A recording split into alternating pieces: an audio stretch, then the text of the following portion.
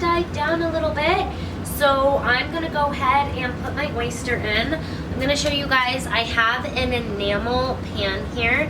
Inside my enamel pan, I have a wire rack, and then I do have a layer of water between this. This is because there's no oven rack in here.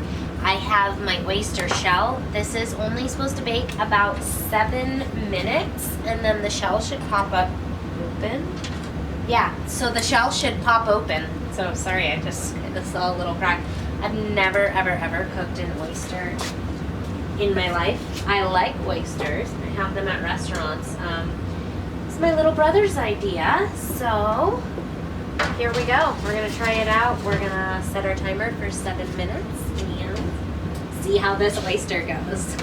Okay, so I believe my oyster should be done. So I'm gonna go ahead and pop it out of the oven here.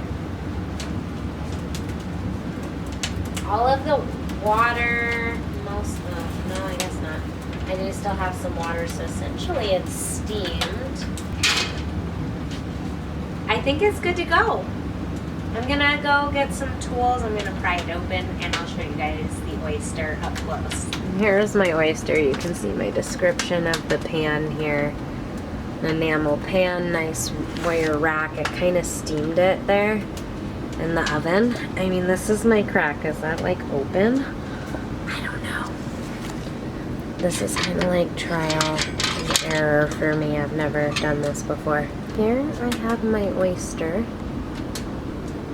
I mean, it looks alright to me. What do you guys think?